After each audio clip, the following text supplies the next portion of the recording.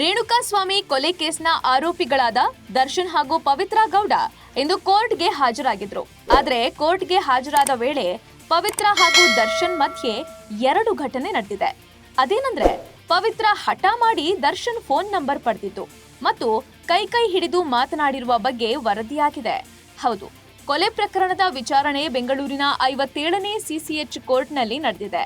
ಈ ವೇಳೆ ಒಂದಷ್ಟು ಅಪರೂಪದ ಘಟನೆಗಳು ಕೂಡ ನಡೆದಿವೆ. ಇನ್ನು ರೇಣುಕಾಸ್ವಾಮಿ ಕೊಲೆ ಕೇಸ್ನಲ್ಲಿ 17 ಜನರನ್ನ ಪೊಲೀಸರು ಬಂಧಿಸಿದ್ರು. ಈಗಾಗಲೇ ಎಲ್ಲಾ ಆರೋಪಿಗಳಿಗೆ ಜಾಮೀನು ಸಿಕ್ಕಿದೆ. ಜಾಮೀನು ನೀಡುವಾಗ ಕೋರ್ಟ್ ಕೆಲವು ಷರತ್ತುಗಳನ್ನು ವಿಧಿಸಿತ್ತು. ಅವುಗಳ ಪೈಕಿ ಕೋರ್ಟ್ಗೆ ಹಾಜರಿ ಹಾಕಬೇಕು ಅನ್ನೋದು ಕೂಡ ಪ್ರಮುಖ ಷರತ್ತಾಗಿತ್ತು. ಅದರಂತೆ ಪವನ್ ಹೊರತುಪಡಿಸಿ ಮತ್ತೆಲ್ಲಾ ಆರೋಪಿಗಳು ಕೋರ್ಟ್ಗೆ ಹಾಜರಿ ಹಾಕಿದ್ದಾರೆ. ಕೋರ್ಟ್ ಹಾಲ್ನಲ್ಲಿ ದರ್ಶನ್ ಹಾಗೂ ಪವಿತ್ರ ಗೌಡ ಅವರು ಅಕ್ಕಪಕ್ಕದಲ್ಲಿ ನಿಂತಿದ್ರು. ಅಷ್ಟೇ ಅಲ್ಲ, ಕೋರ್ಟ್ನಿಂದ ಹೊರಬರುವಾಗ ದರ್ಶನ್ ಕೈಯನ್ನ ಪವಿತ್ರ ಹಿಡಿದುಕೊಂಡಿದ್ರು ಅಂತ ಹೇಳಲಾಗ್ತಿದೆ. ಕೋರ್ಟ್ನಿಂದ ಹೊರ ಹೋಗುವಾಗ ಜನಜಂಗುಳಿ ಇತ್ತು. ಈ ಕಾರಣಕ್ಕೆ ದರ್ಶನ್ ಹಾಗೂ ಪವಿತ್ರ ಕೈ ಹಿಡಿದು ಬಂದ ಬಗ್ಗೆ ವರದಿಯಾಗಿದೆ. ಇನ್ನು ಪವಿತ್ರ ಹಠ ಮಾಡಿದ್ದಕ್ಕೆ ದರ್ಶನ್ ಅವರು ತಮ್ಮ ಮೊಬೈಲ್ ಸಂಖ್ಯೆಯನ್ನು ನೀಡಿದ್ದಾರೆ ಅಂತ ಹೇಳಲಾಗ್ತಿದೆ.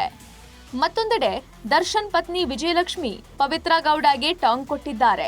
ಇನ್ಸ್ಟಾಗ್ರಾಂನಲ್ಲಿ ದಿನಕರ್ ಪತ್ನಿ ಹಾಗೂ ಅತ್ತೆಯ ಜೊತೆಗಿರುವ ಫೋಟೋವನ್ನ ಸ್ಟೋರಿ ಹಾಕಿದ್ದಾರೆ.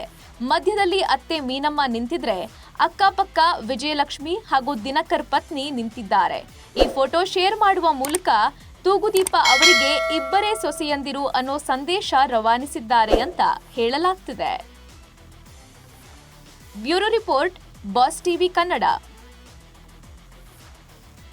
ಲೇಟೆಸ್ಟ್ ಹಾಗೂ ಇಂಟ್ರೆಸ್ಟಿಂಗ್ ಸುದ್ದಿಗಳಿಗಾಗಿ ಬಾಸ್ ಟಿವಿ ಕನ್ನಡ ಚಾನೆಲ್ನ ಸಬ್ಸ್ಕ್ರೈಬ್ ಮಾಡಿ. ಹಾಗೆಯೇ ಬೆಲ್ ಐಕಾನ್ ಪ್ರೆಸ್ ಮಾಡಿ. ಇದರ ಜೊತೆಗೆ ಫೇಸ್ಬುಕ್, ಇನ್ಸ್ಟಾಗ್ರಾಮ್, ಎಕ್ಸ್ನಲ್ಲೂ ಮಿಸ್ ಮಾಡದೆ ಫಾಲೋ ಮಾಡಿ.